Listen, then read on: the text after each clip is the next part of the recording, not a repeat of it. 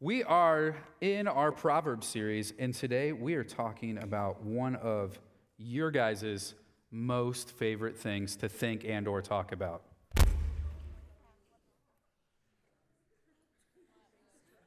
And that is technical difficulty. No, that is parents, right? You guys just love thinking and or talking about your parents, right? It's like one of the highlights of your day. I can see it on all of your faces, right? But the Bible has a lot to say in Proverbs about how parents are supposed to relate to their children. And it has a lot to say about how children are supposed to relate to their parents. And so we're going to walk through that, talking about parents and authority today. And as we jump into that, I want you guys to think about what we see as like a common occurrence in a ton of different stories that are out there. And this is the rite of passage where a parent is bestowing knowledge or passing something off to a child. I want you guys to think about Lion King, right?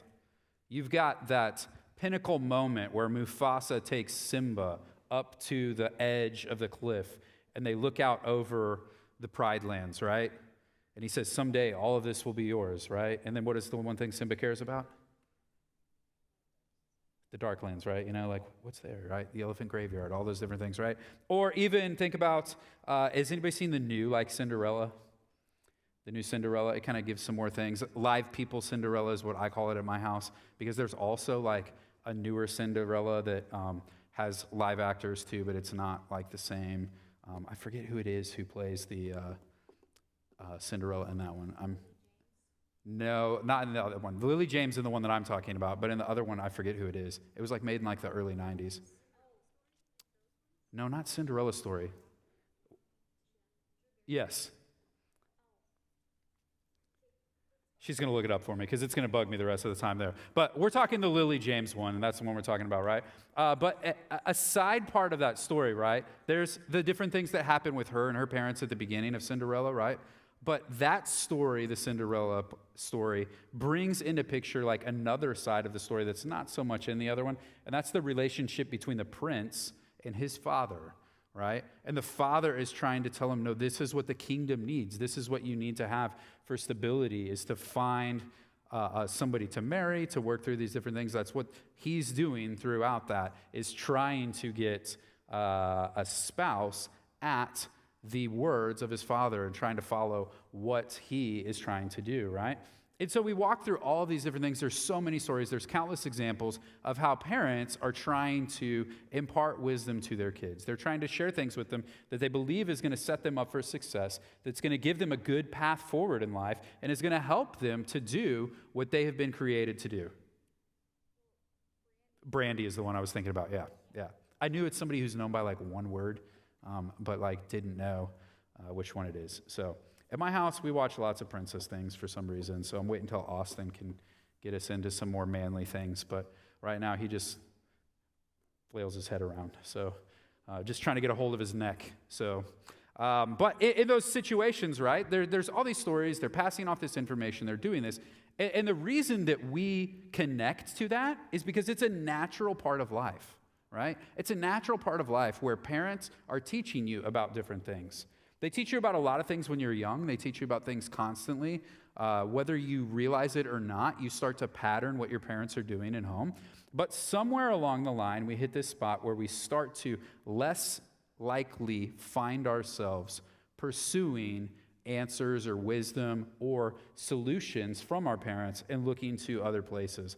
And so tonight we're going to walk through this relationship that exists between parents and authority and other people, as well as seeing that there's an actual progression that's there. And this progression of thought is going to give us our 3 points, which will display how we should react to the desires of our parents for impacting wisdom or imparting wisdom to us as we are their children.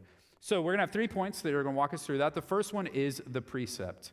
The precept. And precept is a word which you might not be super familiar with, but a precept is a rule or a regulation of behavior or thought. And so it's kind of like another way that we would say that it's a principle that exists, or it's a common occurrence that's taking place in how we think. So this precept is parents have a desire and a command to instill wisdom to their children. So they have this desire, as well as we see in those scriptures, that God gives them a command to work through their children and to impart on them certain things that he has given them. So we see that that's a natural part of what is commanded to them by God. And that's because God has established three main institutions from the beginning of time, basically. That's the family, the assembly of God, and then eventually government. Those are the three things that he has established and given him. And the most basic unit of that is the family, for which God has put parents in a place of authority to lead and to nurture and to develop and to allow the children to see what he expects and desires from them. And so Solomon is no different, and Solomon, remember, is the author of this book of Proverbs. He's no different from anyone else in terms of the command that he's been given. But he is in a unique situation in terms of the amount of wisdom he has, as well as the prevalence of other opportunities in his life. But Solomon wrote the book of Proverbs, towards the end of his life after he'd accumulated this wisdom and was trying to now impart it to his children. So when we look at the book of Proverbs, we see specifically that there are many passages where he is speaking directly to his children. And we're going to look at some of those today. And before we do that, I do want to let you know, okay, obviously Solomon is going to use some masculine pronouns in these things. We're going to talk about a father imparting wisdom to his son. We're also going to see that it mentions mothers. But in any of these situations, the truth remains that it could be any parent speaking to any child. And the truths that it speaks of would be still relevant in that time. So when we look here at Proverbs, we're going to start in chapter 1. So we're going to go through a lot of passages here in this first point, and then we're going to refer back to them as we go through these different sections. But here's we're looking at this precept. We're going to see that Solomon displays it countless times here in the book of Proverbs. And I've just pulled out some of these for us so that they can center our minds on this. Don't feel like you need to write down every word that's up there on the slides for all of the verses. If you just jot down those verse numbers, you would be able to go back and look at them, even in your small groups tonight or whenever else you look back at those things. But we've provided them up there if that's easier for you. You do have a Bible in the pew in front of you that you can reach out to if you don't have one, or follow along in your own Bible. But Proverbs 1, 8, and 9, here at the beginning, after he's given kind of like his preamble for the book, he jumps in and says, "Hear, my son, your father's instruction, and forsake not your mother's teaching, for they're a graceful garland for your head and pendants for your neck." Right? These are desirable things. A graceful garland for your head, pendants for your neck, necklaces and crowns for them. That is the wisdom and the teaching and the instruction that come from parents. Proverbs 13:1 and Proverbs 15:5 basically say the same thing. A wise son hears his father's instruction, but a scoffer does not listen to the rebuke. That one focuses a little bit more on, a lot of times, if we're honest, when our parents are speaking to us, they're correcting behaviors, right? They're correcting behaviors. We have, at my home, a common behavior right now that we're correcting. And one of the reasons we really need to correct it is because I have two children that can speak right now. One of them is 6, one of them is 2. Whatever the 6-year-old does, the 2-year-old thinks that's what we're supposed to do.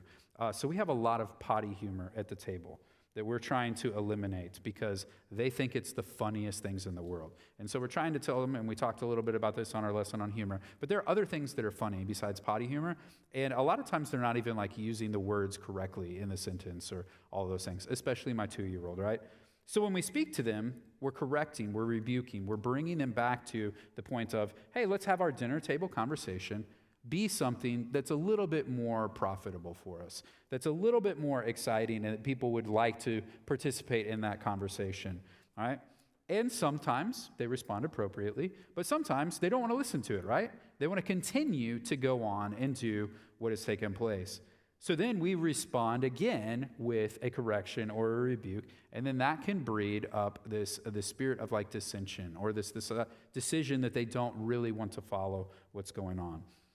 But it gets to be more important when we're talking about issues that really, really matter, right? If both of my girls grow up and the number one thing that they talk about at the table is potty humor, it's probably going to make for some really awkward first dates, right?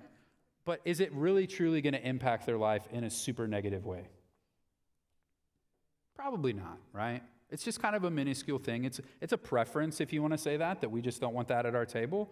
But it's not going to radically change the direction or trajectory of their lives. But other things could. And so we see that the principle continues to move forward as Solomon gives us a focus on the severity of what's taking place.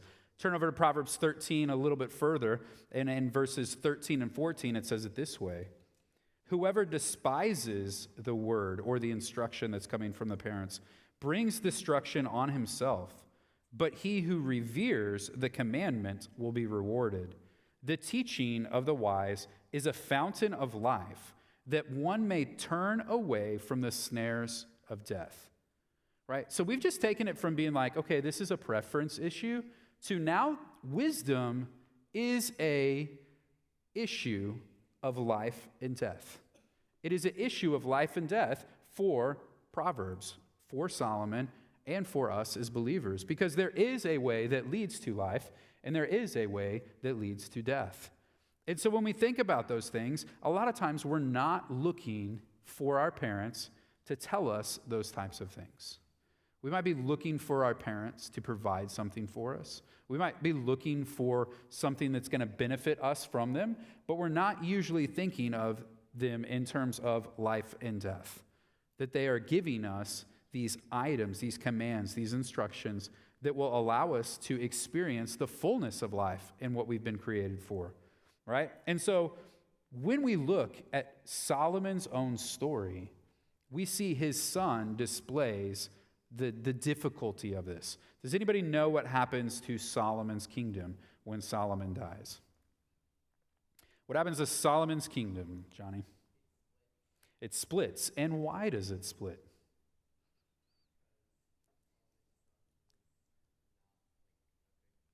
Yeah, Solomon's son was a pretty horrible king. And in fact, when Solomon died and his kingdom was passed to his son, they said, okay, you have to choose now what you're going to do. Who are you going to follow? And the people who were the advisors and the counselors for Solomon, they came in and they gave him advice, right? These had been the people working with his father and his kingdom for all these things. Largest kingdom known to man at that point in time, most wealthy area of those things. He's got all these advisors, right? His cabinet, whatever you want to call it, that's telling him what to do, how to live, that's able to probably run the day-to-day of the kingdom. And then he has his friends. And he looks at his friends and he says, well, hey, this is what those guys have said. And his friends are like, oh, don't do that, right? And so he listens to his friends rather than the wisdom that came from the advisors that his father had or the wisdom that was even given to him. And for that, God ripped away the kingdom from him, left him with 2 of the tribes. 10 kingdoms, or 10 of the tribes are creating another kingdom. And then eventually his son dies very quickly, right? His son does not have this majestic reign like Solomon did. But God continues to keep his promise that there would be a king that would come through that line, the line of David that goes through Solomon, that goes through his kids, because of his faithfulness to his people. But life and death are in the decisions of wisdom. And in the pursuit of wisdom, you find true life. And in the rejection of that, you find death, right? If we're to define death as something, death is separation from something, right? Death is separation from life. So the death could be a physical death, or it could be a spiritual death, talking about separation from the blessings of God, separation from the things that God desires for us to experience. But Proverbs circles back in so many times to talk about the way in which wisdom is given from parents, right? Proverbs 10:1 says, "A wise son makes a glad father, but the foolish son is a sorrow to his mother," right? You have the ability to create favor or to create an ease of life on your parents and their desires for what's there. Also says a very similar thing in Proverbs 15:20, where it says, "A wise son makes a glad father, but a foolish man despises his mother," right? The way in which you react to the wisdom that is given to you by your parents shows them what you think about them, shows them how you revere them, how you honor them, or if you don't honor them, right? Proverbs 23:22-25 says it this way, and this is our last passage that we're going to look at here before we move on, but it says, "Listen to your father who gave you life, and do not despise your mother when she is old. Buy truth and do not sell it. Buy wisdom, instruction, and understanding. The father of the righteousness will greatly rejoice. He who fathers a wise son will be glad in him. Let your father and mother be glad. Let he who bore you rejoice." As you think about what it's talking about there, it seems like obvious, right? Like, okay, let's listen to our parents. Let's do the things that are there. It seems so obvious that there must be something else out there that is the reason for which we have to even talk about this. Because if we said it's all amazing over here and this is all horrible, why would anybody go do these types of things, right? Why wouldn't everybody be like, yeah, let's just do the amazing thing. Let's do that, right? I want you to think back to some of those stories that we talked about earlier, right? We were talking about Disney movies. So let's continue in this like Disney movie motif, right? We've got The Little Mermaid. What is the wisdom that the Little Mermaid's father is trying to impart to Ariel? Does anybody know? What is the overall gist of the story? What do we think?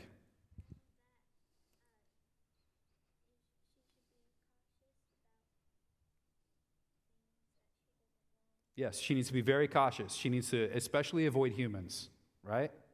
Okay, or we could talk about Tangled, right? That opens up like a whole nother level of deception and things, right? Because it's honestly one of those things that you have to really think about it if you're going to show that to your kids, because you have somebody who's claiming to be somebody's mother who is like keeping and sheltering and deceiving them for her own profit. Like it's really deep and dark the further you get into Tangled and what's going on, right? So the parents are trying to keep things from their children, right? We could talk about Jake's favorite one in Pocahontas, right? And what the parents are trying to say about the other people that are there, and how they feel about the ethnic diversity that's taking place in that movie, right? Even Finding Nemo, right? You've got Marlin who's trying to keep Nemo from going too far, from getting away from what's going on. Or one of my personal favorites, right? You've got a Goofy movie where you have a Goofy trying to keep his son home and safe and sheltered from all the things that are out there. We see that there's this other side of the story that the world wants to tell us, that our parents exist in our lives for the purpose of keeping us from great and amazing things that are out there. They keep us from experiencing the fullness of what we're able to do, and for that reason, we should rebel. And that brings us to our second point, which is the problem. So we have the precept that's giving us what we're going to see is the common thought that Proverbs is telling us, but then we have to experience the problem. And the problem is that we exist and have a natural tendency to rebel against authority in our lives, which seems validated by the stories in our lives. So we have all of these stories around us that are trying to tell us that there's more to life than what we have experienced. I just looked over and I saw Brinley, and I remember that she was in a musical, that was the basis of that entire story, right? It's Footloose, right? Yeah, it's okay. I didn't want to butcher it. I was pretty sure.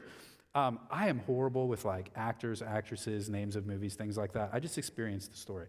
All right? But that's what it's about, like that there's more out there that parents are not letting you see and experience. And so the problem is we want to listen to that. And it's natural, in fact, for us to listen to that. Because the origins of this lie go all the way back to Genesis chapter 3. They go all the way back to the fall of man, in which Satan comes, takes something that is good, takes and twists and says, does the authority in your life really say this is what you should do? And you then have to respond to that question. Do you see the authority in your life telling you and doing what is good for you, or are you focused on your own portion or your own thought that is giving you this thought of, hey, I should go beyond what has been given to me or commanded to me? And that's where I think most of us exist, right?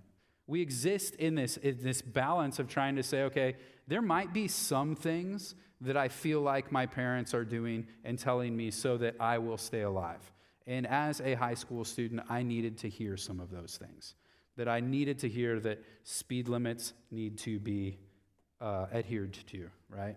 So I got pulled over twice in my first year of driving, both times in my neighborhood, within walking distance of my house. And that's super rough because then everybody knows what happened, and your parents even know before you got home that you got pulled over, right? And so they have been waiting and prepping and preparing for that conversation of which you're trying to sneak back into the house because you already know what's going to happen. You already know you're losing the keys. You already know you're not getting the car back for a while. You already know what's going on. You don't want to hear what they have to say, right? So eventually I learned that lesson through that. But there are other things about even how I chose my friends or who I hung out with or other things like that where I said, you know what? This is how I want to live my life, and you just don't want me to be happy. You don't want me to have friends. You don't want me to experience all these things that are out there.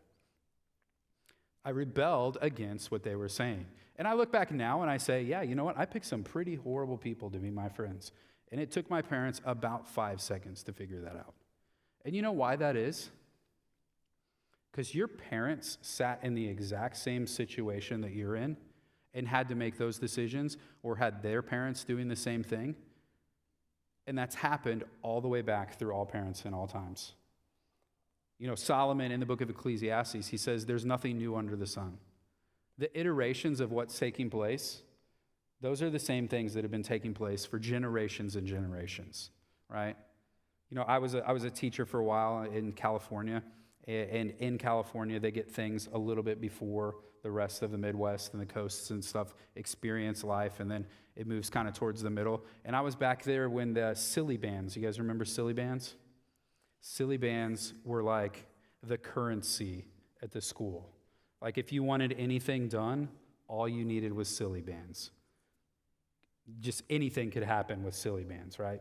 All these things. And so they went through silly bands, then of course silly bands get outlawed because it's, too dangerous or whatever it is, right? So then, you know what? That a void has been created because now there's no longer the currency of silly bands out there. So the next thing that came up were all the fidget toys. You guys remember those? There were the boxes, there were the cubes, there were the pens, there were the spinners, there were all these things. So that was the next currency, right? And so they're going through and doing all these different things, and so they take all those things away, all right? And then on the very end of this, and kind of my time in education was when they made all the kids go to school and wear masks, right? So you know what they started to do with the masks? Trading masks. The masks were now the currencies of oh, you've got this. The little kids are trading, oh, you got Pokemon? Oh, all that I've got is Paw Patrol. Let's trade, right? We're what is happening here, right? It doesn't matter what it is. They're going to find a way to make this currency and these valuable things to start trading. Because that's what kids do. They're going to do it over and over and over again whenever they're in that situation, right? And so we might look at and we might say, okay, the world is so crazy, all these things that are happening, it's never been like this before. All of the things that we're experiencing in the world at some level have been experienced by people before us. The ways in which and the sins that are there, they might look a little bit different, but it's the same root issues, right? Pastor Jeff talked about it this morning with pride from the book of Obadiah. Are we to think that now no one deals with pride because it happened so long ago? No, it just looks different now. But the same core sin, the same root thing is present. And so as our parents speak on these things, they try to impart wisdom. They're not doing it because they don't want us to experience life. In fact, they're doing it because they want us to experience the goodness of life. They want us to experience what the first verses we looked at that talked about the blessings or the crowns or the necklaces. They want us to experience those things. But the problem is that we're myopic and we can't see beyond what's in front of us, that we're so nearsighted we don't see the totality of that. And in fact, we're usually blinded by our own desires to what's out there. Some of you guys are getting to the point where you're in a situation where you start thinking about people of the opposite gender. I don't talk about this a lot, but I will tell you this one thing. It's also in the book of Proverbs, that you should listen to the people around you because they're going to be able to tell a lot sooner than you the true character of the other people that you're interested for. because your true interests are going to be blinded by a pursuit of having somebody in your life, of having this special relationship or whatever it is. But you're to listen to the people around you. Listen to your parents. You're never going to want to talk to them about that at the beginning, but let's be honest, they see through that very quickly. I'll tell you this one thing. My mom never liked a single girl that I dated up until I dated Amy. Never liked a single one of them. And I told that to Amy when we were driving from St. Louis to go meet my parents for the first time, right when we left St. Louis, so driving to Kansas City so she can think about it for 3.5 hours in the car. I was like, by the way, every girl I brought home, my mom has not liked. And she's like, oh, gee, thanks for letting me know, like right now. But it's because she could look and she could see, like, no, this is not a person that should be around for very long. This is not a person that is truly wants what's best for you. They can see those types of things. They want to speak into their life. And for many years, I did not want to listen to my parents and what they were trying to share with me because I believed the lies of the world, that the rebellion that I am called to and that is just a part of growing up and being a person is what I should pursue if I want to experience life in its fullness. Which brings us to our third point, and that's this principle. And this principle is something you should write down here. It's that authority in our life has been established and maintained by the sovereignty of God. The parents that you have, the teachers that you have, the government, the politicians, the mentors, the authority, whoever it is, the boss that's in your life that is giving you these things, that has been established by God, and He desires for you to react to that in a certain way. Turn over to Romans 13. There's a large passage in Romans that really brings this out, and it really helps us to display the fact that when we look at a teaching or a truth from the Scriptures, yes, we are in the book of Proverbs, but whatever we're unpacking, we have to make sure that that's in accordance with the rest of the Scriptures. And so we jump all the way into the New Testament. We see here Paul is talking about at a point in time where there is very much lawlessness in the Roman government, lawlessness in the authorities that are around there. They had very wicked practices. They did not value human life. They did not value many things, much as other governments today display by their things. But it says this there. This is Paul writing to the Roman Christians. Let every person be subject to the governing authorities, for there is no authority except from God, and those that exist have been instituted by God. Therefore, whoever resists the authorities resist what God has appointed, and those who resist will incur judgment. For the rulers are not a terror to good conduct, but to bad. Why would you have no fear for the one who is in authority? Then do what is good, and you will receive his approval, for he is God's servant for your good. But if you do wrong, be afraid, for he does not bear the sword in vain, for he is a servant of God, an avenger who carries out God's wrath on the wrongdoer. Therefore, one must be in subjection, not only to avoid God's wrath, but also for the sake of conscience. For because of this you also pay taxes, for the authorities are ministers of God, attending to this very thing. Pay to all what is owed to them, taxes to whom taxes are owed, revenue to whom revenue is owed, respect to whom respect is owed, honor to whom honor is owed. And this passage gets to a principle that I had to really wrestle and grasp with, because it takes it beyond just you and your relationship to your parents. But it displays that if I am a professing believer, that my relationship to my parents displays how I view God. Look back there at verse 2. Whoever resists the authorities resist what God has appointed, and those who resist will incur judgment. Right? Back in verse 1, there is no authority except from God, and those that exist have been instituted by God. How you respond to the authority in your life displays to them how you view God. It displays to yourself your importance or your understanding of who God is. Because God has developed that authority for basically, if you walk through the rest of the passage, to punish wrongdoing and to reward those who are doing what is right. Now, we get to this point where we always have to look at these other things, right? Whenever we talk about authority and all these things, they're like, well, what if my parents ask me to do X, Y, or Z? Like, when I taught this a similar thing when I was teaching Bible in California, and one of the students was like, well, what if my parents are telling me to sell drugs? I was like, I know they're not, but we do have to talk about the wider commands of Scripture, right? If what they're doing goes against what God has commanded to you, then what you do is you actually go and you suffer justly for the punishment that you're given, as Christ suffered justly when he was punished with no reason and for no apparent thing that he had done wrong. Because he chose to honor God and chose to take the rejection of man instead of rejecting God in that moment, right? One of the books that I just finished reading was about a man, his name's Dietrich Bonhoeffer, and he existed in Nazi Germany during, the reign of Hitler and all that he was doing. And he made a concerted effort to work against those things, even though he was a German citizen of great privilege and could have gotten around many of the things that were there. But he chose to reject the teaching. He chose to speak out about it. He chose to tell others about it.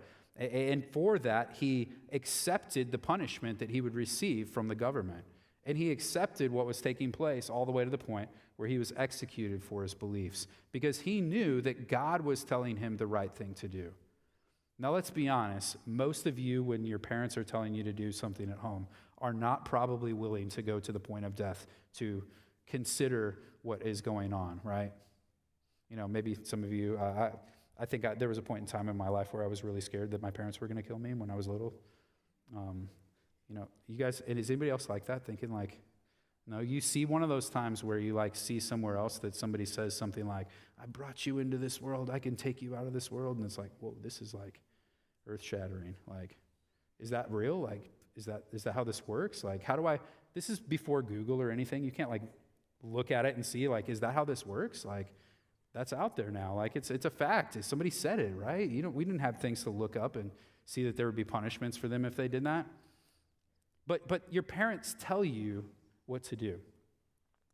They're not, for the most part, telling you to do lawless or unrighteous things that are going beyond what God has commanded you to do. They're probably telling you things about and teaching you about submission to authority. They're teaching you about ways of cultivating disciplines or wisdom in your life. They're giving you expectations for living. They're giving you a platform to learn about the world that's around you. And if you get to the point where you want to have a conversation with them and you feel like that there's something that they're telling you to do that is unjust or is there, you know what? I think they would love to have a conversation about you. Just walk into that with respect. To just say, hey, I think what you're saying is overbearing. I think what you're saying is actually working against me, my best interests, and what's going on. But you know what they don't want is you to just shout and scream and yell and throw your own fit, or the opposite, even just silence. Silence and objection and rejection of what they've said through those things. Because your parents are reasonable people. Do you think that they wake up in the morning and say, how can I make my child's life miserable? How can I do something that is so atrocious to them that I will have something to talk about with my coworkers at work? Do you think that's what parents do? Right? Do you think that's what teachers do? They wake up and say, how can I ruin a 13-year-old boy's life today? Or a coach who says, how can I make it so that this person never experiences joy in their life again? Right? Where is the furthest place on the bench that I can set them? Right? That's not what they're doing. They're working, as imperfect as they are, trying to do what they feel is best for the masses in those situations, trying to work through the authority that God's given them, whether they recognize that or not, and trying to do what is right for the majority of people in those settings. And so you have a great opportunity to live in submission to them. And honestly, the biggest impact that will have is upon your friends and the people that look at you, who see that you treat your parents, you treat authority, you treat your bosses, your coaches, all these other people in your life, you treat them with a greater deal of respect because you understand that as you treat them, you treat God that same way. Because you accept the authority that God has given to them and you live in accordance with that. And so that has a great opportunity to be an evangelistic tool for you wherever God has you at. So we see that there's this natural progression of thought that parents are trying to do this. They're trying to give wisdom, but we have this problem that we don't want to listen to it. And I didn't want to listen to it. And I know that at some point in time in your life, you're going to get to that point where you probably say, I don't want to listen to this anymore. But you have a choice to make how you will respond as you view the total foundation or the total principle that the scriptures teach, that God's authority has been invested to the authorities in your life for the purpose of cultivating in you godliness and for the purpose of drawing you to who he desires you to be.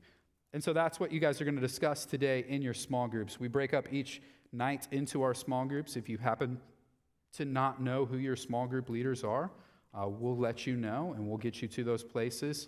They're going to have 3 questions that they walk through with you each time. Those 3 questions help to guide that conversation and those things. Leaders, if you have somebody who is new in your group who has not previously filled out one of those cards that we have, those are right outside the door on the clipboards. Just like always, make sure you grab those. I am scanning real fast to make sure that we have at least one leader in every group, and I believe that we do. Yes, we have at least one leader for every group. So I'm going to, as I have done the last couple times, I'll pray for us, and then I'll dismiss us out through our groups so that if you're new, you can hop in and know who you're following out, okay? So let's pray. God, we thank you tonight for your word. We thank you for the authority that you've placed in our life. We thank you for parents, for teachers, for pastors, for mentors, all the different people that you give us who help speak wisdom into our life. And so I pray that you would find in us receptive hearts to the wisdom that is given to us, that you would allow us to see our own sinfulness and to turn from those places of correction and rebuke that they bring into our into our consciences, so that we can be conformed to be the people that you desire us to be for your kingdom and glory. So we pray for your wisdom now upon these conversations. Give the leaders words to say, to speak to the truths that are portrayed. Give the students just the desire to be authentic and genuine about what's going on in their lives, that they would share through those struggles, and that the group together would pray and would act for the betterment of each one, that they would encourage one another and spur one another on to love and good deeds. It's in Jesus' name we pray. Amen.